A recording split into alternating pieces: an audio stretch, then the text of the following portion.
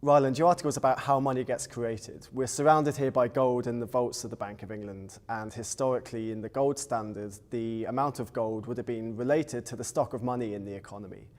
Things are very different now. In the modern economy, where does money come from? Well, let's start off with narrow or central bank money.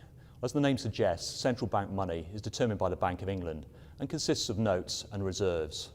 And in normal times at least, notes and reserves are determined by the amount of notes that people want to hold or need for their transactions, and the amount of notes and reserves that banks want to hold given the level of interest rates in the economy. It is not chosen or fixed by the central bank, as is sometimes described in some economics textbooks. Your article focuses on broad money. What determines how much of that there is? Well, broad money, which in many ways is a better measure of the amount of money circulating in the economy, includes all the bank deposits of households and companies. And one of the key points of the article is that banks create additional broad money whenever they make a loan. Now, while this is nothing new, it is sometimes overlooked as the main way in which money is created, and it runs contrary to the view sometimes put forward that banks can only lend out deposits that they already have. In fact, loans create deposits, not the other way around. Now, your article explains in more detail how lending creates money. It also explains how there are limits to how much banks are likely to create new money as a result of lending. These could be profitability considerations of the banks themselves, through to how households and companies react in aggregate to having increased deposits as a result of higher lending. That's right. So if banks create money through lending, what then is the role of the monetary policy of the central bank in this story? Well, you mentioned some of the limits to how much banks will lend in practice. Well, monetary policy provides the ultimate limit.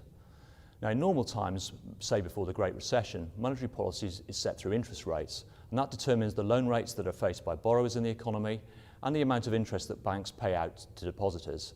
And this directly affects the amount of lending that goes on in the economy and the amount of broad money that's created as a result. So obviously that's normal times. In the wake of the Great Recession, we've seen bank rate reduced to close to zero, and the Monetary Policy Committee embark on a series of asset purchases, often referred to as quantitative easing or QE, to stimulate the economy further. Now, your article discusses a number of myths relating to how QE affects the money supply. Now, QE serves to increase the number of reserves that commercial banks hold at the central bank. But the first myth you discuss is the idea that this in some sense represents free money for banks. What's wrong with that account?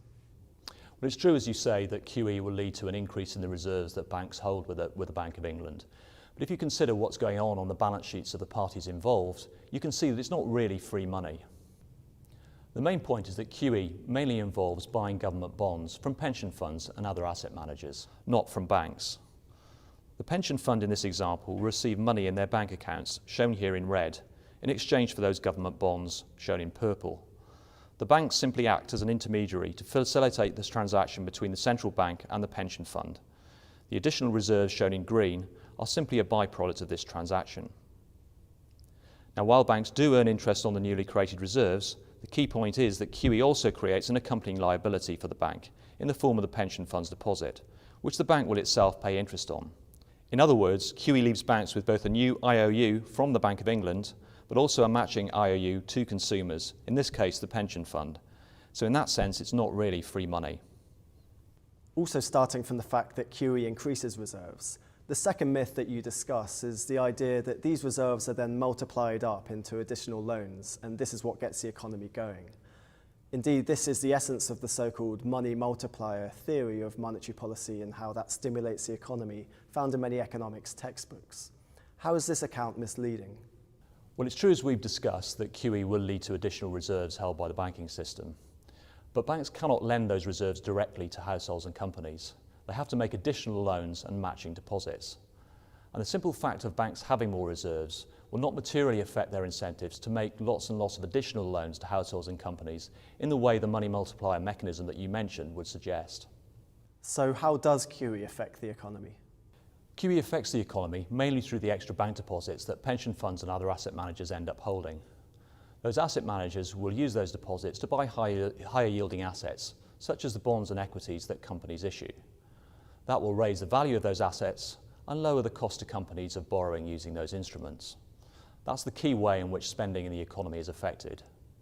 But that could also mean that QE might reduce bank borrowing if companies use some of the funds raised by issuing bonds and equities to repay some of their bank loans.